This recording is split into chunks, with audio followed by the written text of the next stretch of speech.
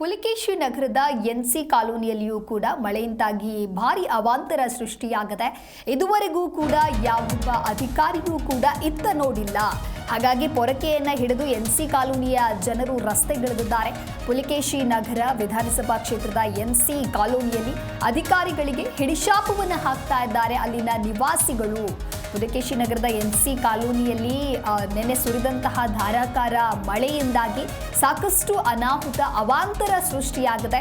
ಇಷ್ಟೆಲ್ಲ ಸಮಸ್ಯೆಗಳು ಎದುರಾದರೂ ಕೂಡ ಇದುವರೆಗೂ ಯಾವೊಬ್ಬ ಅಧಿಕಾರಿಯೂ ಬಂದು ಏನಾಗಿದೆ, ಏನು ಸಮಸ್ಯೆ ಅಂತ ಹೇಳಿ ಕೂಡ ಕೇಳಲಿಲ್ಲ ಅಂತ ಹೇಳಿ ಅಲ್ಲಿನ ಜನರು ತಮ್ಮ ಅಸಮಾಧಾನವನ್ನು ವ್ಯಕ್ತಪಡಿಸಿದ್ದು, ಆಕ್ರೋಶವನ್ನು ಹೊರಹಾಕ್ತಾ ಇದ್ದಾರೆ. ಪೊರಕೆಯನ್ನ ಹಿಡಿದು ಎನ್ಸಿ ಕಾಲೋನಿಯ ಜನರು ರಸ್ತೆಗಿಳಿದಿದ್ದಾರೆ. ಪುಲಿಕೇಶಿ ನಗರ ವಿಧಾನಸಭಾ ಕ್ಷೇತ್ರದ ಎನ್ಸಿ ಕಾಲೋನಿ ಇದು. ಅಧಿಕಾರಿಗಳಿಗೆ ಇಲ್ಲಿನ ನಿವಾಸಿಗಳು ಹಿಡಿಶಾಪವನ್ನು ಹಾಕ್ತಾ ಇದ್ದಾರೆ.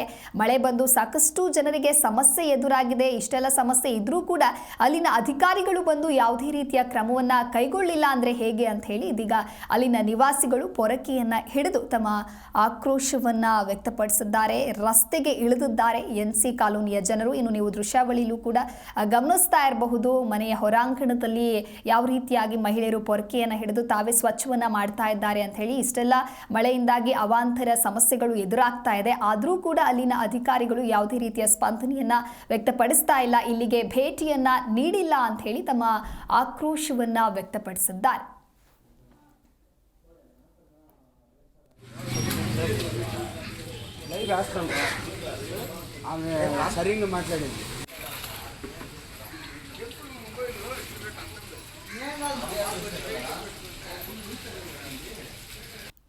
ಈ ಕುರಿತಂತೆ ಮತ್ತಷ್ಟು ಮಾಹಿತಿಯನ್ನು ನೀಡಲಿದ್ದಾರೆ ನಮ್ಮ ಪ್ರತಿನಿಧಿ ಮಂಜುನಾಥ್ ದೂರವಾಣಿ ಸಂಪರ್ಕದಲ್ಲಿ. ಮಂಜುನಾಥ್, ಇನ್ನು ಬೆಂಗಳೂರಿನಲ್ಲಿ ನಿನ್ನೆ ಸುರಿದಂತಹ ಭಾರಿ ಮಳೆಗೆ ಸಾಕಷ್ಟು ಅವಾಂತರವೇ ಸೃಷ್ಟಿಯಾಗಿದೆ. ಒಂದು ಕಡೆ ಗಮನಿಸ್ತಾ ಹೋಗೋದಾದ್ರೆ ಶ್ರೀಸಾಯಿ ಲೇಔಟ್ ಕೂಡ ಜಲಾವೃತಗೊಂಡಿದೆ. ಹಾಗೆ ಪುಲಿಕೇಶಿ ನಗರದ ಎನ್ಸಿ ಕಾಲೋನಿಯಲ್ಲೂ ಕೂಡ ಮಳೆಯಿಂದಾಗಿ ಸಾಕಷ್ಟು ತೊಂದರೆಯನ್ನು ಅನುಭವಿಸಬೇಕಾಗಿದೆ. ಇಷ್ಟೆಲ್ಲ ಸಮಸ್ಯೆ ಆದರೂ ಕೂಡ ಅಲ್ಲಿನ ಅಧಿಕಾರಿಗಳು ಬಂದು ಯಾವುದೇ ರೀತಿಯ ಕ್ರಮವನ್ನ ಕೈಗೊಳ್ತಾ ಇಲ್ಲ ಅಂತ ಹೇಳಿದ್ರೆ ಏನು? ದಿವ್ಯಾ, ಅಧಿಕಾರಿಗಳು ಕ್ರಮ ತೆಗೆದುಕೊಳ್ತಿಲ್ಲ ಎನ್ನುವಂತ ನಿಟ್ಟಿನಲ್ಲಿ ಪ್ರತಿ ಬಾರಿಯೂ ಕೂಡ ಮಳೆ ಬಂದಾಗ ಇದೇ ರೀತಿಯಂತ ಒಂದು ಪ್ರಶ್ನೆ ಜನರು ಅಧಿಕಾರಿಗಳ ಮೇಲೆ ಹಾಕುವಂಥದ್ದು. ಯಾಕಂತ ಹೇಳಿದ್ರೆ ಇವತ್ತು ಭಾನುವಾರ ಆಗಿದೆ. ನಿನ್ನೆ ಸುರಿದಂತಹ ಮಳೆ ಒಂದ್ ರೀತಿಯಂತಹ ಇತಿಹಾಸ ಸೃಷ್ಟಿ ಮಾಡಿದೆ ಅಂದ್ರೆ ತಪ್ಪಾಗಲ್ಲ. ಬಹುತೇಕ ಬೆಂಗಳೂರಿನಲ್ಲಿ ಸೇರಿದಂತೆ ಬೆಂಗಳೂರಿನ ಹೊರಭಾಗದಲ್ಲೂ ಕೂಡ ಭಾರಿ ಮಳೆ ಸುರಿದಿರುವಂತಹ ಮಾಹಿತಿಯನ್ನ ಭಾರತೀಯ ಹವಾಮಾನ ಇಲಾಖೆ ಅಧಿಕಾರಿಗಳು ಹೇಳಿರುವಂತದ್ದು. ಒಂದ್ ಕಡೆ ಶ್ರೀಸಾಯಿ ಲೇಔಟ್ ಕೇರ್ಪುರಂ ಭಾಗದಲ್ಲಿರುವಂತಹ ಶ್ರೀಸಾಯಿ ಲೇಔಟ್ ಮನೆಗಳು 30ಕ್ಕೂ ಹೆಚ್ಚು ಮನೆಗಳು ಜಲಾವೃತ ಆಗಿದ್ದಾವೆ. ಸದ್ಯ ಅಲ್ಲಿನ ಜನರು ಆ ನೀರನ್ನ ಹೊರಗಾಕುವಂತ ಕೆಲಸ ಮಾಡ್ತಾ ಇದ್ದಾರೆ. ಅದರ ಜೊತೆಗೆ ಪುಲಿಕೇಶಿ ನಗರ ವಿಧಾನಸಭಾ ಕ್ಷೇತ್ರದ ಎನ್ಸಿ ಕಾಲೋನಿ ಇದೆಯೋ ಅಲ್ಲಿ ಕೂಡ ಮನೆಗಳಿಗೆ ಮಳೆ ನೀರು ನುಗ್ಗಿ ಅಲ್ಲಿನ ಜನರು ಬದುಕೆ ಅಸ್ತವ್ಯಸ್ತ ಆಗಿರುವಂತದ್ದು. ಒಳಗಡೆ ನೀರು ನುಗ್ಗಿದ್ದಂತಹ ನೀರನ್ನ ಹೊರಗಡೆ ಹಾಕುವಂತ ಕೆಲಸ ಜನರೇ ಮಾಡ್ತಾ ಇರುವಂತದ್ದು. ಜೊತೆಗೆ ಪೊರಕೆ ಹಿಡಿದು ಅಲ್ಲಿನ ಶುಚಿತ್ವ ಕೆಲಸವನ್ನು ಕೂಡ ಮಾಡ್ತಾ ಇದ್ದಾರೆ. ಇದುವರೆಗೂ ಕೂಡ ಯಾವೊಬ್ಬ ಅಧಿಕಾರಿಗೂ ಇತ್ತ ನೋಡ್ತಿಲ್ಲ ಎನ್ನುವಂತ ಅಸಮಾಧಾನವನ್ನ ಹೊರಗಾಕುವಂತ ಕೆಲಸ ಅಲ್ಲಿನ ಸ್ಥಳೀಯರು ಮಾಡ್ತಾ ಇರುವಂತದ್ದು.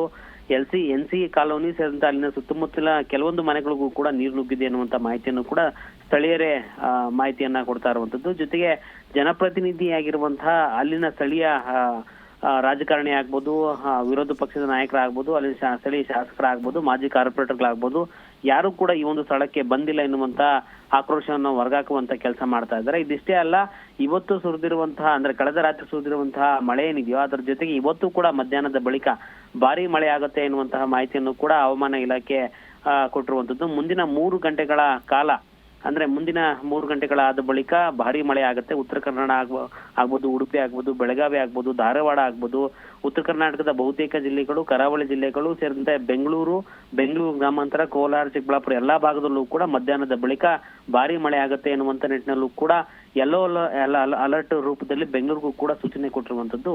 ದಿವ್ಯಾ, ಓಕೆ, ಇನ್ನೊಂದು ಕಡೆ ಗಮನಿಸ್ತಾ ಹೋಗೋದಾದ್ರೆ ಮಂಜುನಾಥ್, ಇದು ಪುಲಿಕೇಶಿ ನಗರದ ಎನ್ಸಿ ಕಾಲೋನಿಯ ಕಥೆಯಾದ್ರೆ ಇನ್ನು ಶ್ರೀಸಾಯಿ ಲೇಔಟ್ ಮತ್ತೆ ಈ ಬಾರಿಯೂ ಕೂಡ ಜಲಾವೃತವಾಗಿದೆ. ಇಲ್ಲಿಗೂ ಕೂಡ ಯಾವುದೇ ಅಧಿಕಾರಿಗಳು ಬಂದು ಕ್ರಮವನ್ನ ತೆಗೆದುಕೊಳ್ತಾ ಇಲ್ಲ. ಈ ಕುರಿತಂತೆ ಡೀಟೇಲ್ಸ್ ಕೊಡ್ತಾ ಹೋಗೋದಾದ್ರೆ ದಿವ್ಯಾ, ಖಂಡಿತವಾಗೂ ಈ ಒಂದು ಶ್ರೀಸಾಯಿ ಲೇಔಟ್ ಪ್ರತಿ ಬಾರಿಯೂ ಕೂಡ ಜನರಿಗೆ ಅವಾಂತರ ಸೃಷ್ಟಿಸುವಂತಹ ಮೊದಲ ಕಾರ್ಯ ಬೆಂಗಳೂರಿನ ಈ ಒಂದು ಭಾಗದಲ್ಲಿ ಆಗುತ್ತೆ. ಸಣ್ಣ ಪುಟ್ಟ ಮಳೆ ಆದ್ರೂ ಕೂಡ ಅಲ್ಲಿ ತಗ್ಗು ಪ್ರದೇಶ ಇರುವಂತ ಕಾರಣದಿಂದಾಗಿ ಕೆರೆ ಕಟ್ಟೆ ಪಕ್ಕದಲ್ಲಿ ಇರುವಂತ ಲೇಔಟ್ ಇರುವಂತ ಕಾರಣದಿಂದಾಗಿ 30ಕ್ಕೂ ಹೆಚ್ಚು ಮನೆಗಳು ಪ್ರತಿ ಬಾರಿಯೂ ಕೂಡ ಜಲಾವೃತ ಆಗುತ್ತವೆ. ಕಳೆದ ಬಾರಿ ಸರಿಸುಮಾರು 8 ರಿಂದ 10 ಅಡಿಯಷ್ಟು ಮಳೆ ನೀರು ನುಗ್ಗಿದ್ದಂತಹ ಮನೆಗಳಿಗೆ, ಜೊತೆಗೆ ಅಲ್ಲಿ ಸಾಯಿ ದೇವಸ್ಥಾನ ಕೂಡ ಇದೆ. ಅಲ್ಲಿ ಸಾಯಿ ದೇವಸ್ಥಾನದ ಕೂಡ ಒಳಗಡೆ ಸಂಪೂರ್ಣವಾಗಿ ನೀರು ತುಂಬಿ ಬರುವಂತಹ ಭಕ್ತರಿಗೂ ಕೂಡ 15 ದಿನಗಳ ಕಾಲ ಅವಕಾಶ ಇರಲಿಲ್ಲ.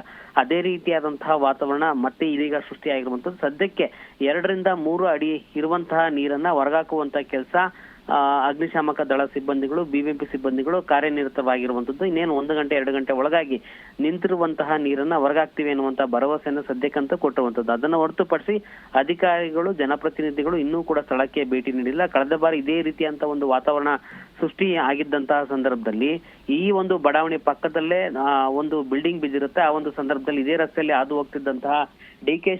ಶಿವಕುಮಾರ್ ಅವರನ್ನ ನಿಲ್ಲಿಸುವಂತ ಕೆಲಸ ಈ ಒಂದು ಸಂತ್ರಸ್ತರು ಮಾಡಿದ್ರು. ಆದ್ರೆ ಡಿ.ಕೆ. ಶಿವಕುಮಾರ್ ಕೂಡ ಈ ಸ್ಥಳಕ್ಕೆ ಬಾರದೇ ಇದ್ದಂತ ಕಾರಣದಿಂದಾಗಿ ಆ ಒಂದು ಸಂದರ್ಭದಲ್ಲಿ ಅಸಮಾಧಾನವನ್ನ ಹೊರಗಾಕುವಂತ ಕೆಲಸ ಮಾಡಿದ್ರು. ಅದನ್ನ ಹೊರತುಪಡಿಸಿ ಬಿಬಿಎಂಪಿ ಕಮಿಷನರ್ ತುಷಾರ್ ಗಿರಿನಾಥ್ ಅವರು, ಈ ಹಿಂದೆ ಇದ್ದಂತ ತುಷಾರ್ ಗಿರಿನಾಥ್ ಅವರು ಕೂಡ ಸ್ಥಳಕ್ಕೆ ಭೇಟಿ ನೀಡಿ ಇಲ್ಲಿನ ಪರಿಸ್ಥಿತಿಯನ್ನ ಶಾಶ್ವತವಾಗಿ ಶಮನಗೊಳಿಸುವಂತ ಕೆಲಸವನ್ನ ಮಾಡ್ತೇವೆ ಎನ್ನುವಂತ ಭರವಸೆಯನ್ನ ಕೊಟ್ಟಿದ್ರು. ಆದ್ರೆ ಆ ಒಂದು ಭರವಸೆ ಸದ್ಯಕ್ಕಂತೂ ಹುಸಿಯಾಗಿದೆ. ಅದಾದ ಘಟನೆ 6 ತಿಂಗಳಲ್ಲಿ ಮತ್ತೆ ಈ ಒಂದು ಜಲಾವೃತ ಆಗಿರುವಂತ ಕಾರಣದಿಂದಾಗಿ ನಾವು ಬದುಕೋದಾದ್ರೂ ಹೇಗೆ ಎನ್ನುವಂತಹ ಪ್ರಶ್ನೆಯನ್ನ ನಿವಾಸಿಗಳು ಬಿಬಿಎಂಪಿ ಮೇಲೆ ಆಗ್ತಾ ಇರುವಂತದ್ದು. ಸದ್ಯಕ್ಕೆ ಗ್ರೇಟರ್ ಬೆಂಗಳೂರು ಎನ್ನುವಂತ ನಿಟ್ಟಿನಲ್ಲಿ ಯೋಜನೆ ಕೈಗೆತ್ತಿಕೊಳ್ಳುವಂತಹ ಕೆಲಸ ಸರ್ಕಾರ ಮಾಡಿದೆ. ಆ ಒಂದು ಗ್ರೇಟರ್ ಬೆಂಗಳೂರಿನ ಅಡಿಯಲ್ಲಿ ನಾವು ಈ ರೀತಿಯಾದಂತಹ ಪರಿಸ್ಥಿತಿಯಲ್ಲಿ ಸಿಲುಕಿ ಪರದಾಡುವಂತ ಕೆಲಸ ಆಗ್ತಾ ಇದೆ. ಈ ಹೊಸ ಯೋಜನೆಗಳು, ಹೊಸ ಆಲೋಚನೆಗಳೆಲ್ಲವೂ ಕೂಡ ಸರ್ಕಾರ ಕೇವಲ ಭರವಸೆಗಷ್ಟೇ ಮಾಡ್ತವೆ, ಅವರವರ ಲಾಭಕ್ಕಷ್ಟೇ ಮಾಡ್ತವೆ ಎನ್ನುವಂತ ಆಕ್ರೋಶವನ್ನ ಕಾಂಗ್ರೆಸ್ ಸರ್ಕಾರದ ಮೇಲೆ ಆಗ್ತಾ ಇರುವಂತದ್ದು, ಸ್ಥಳೀಯ MLA ಮೇಲೂ ಕೂಡ ಆಗ್ತಾ ಇರುವಂತದ್ದು. ದಿವ್ಯ. ಓಕೆ, ಥ್ಯಾಂಕ್ ಯು ಮಂಜುನಾಥ್ ನಿಮ್ಮೆಲ್ಲ ಮಾಹಿತಿಗಾಗಿ. ಈ ಕಡೆ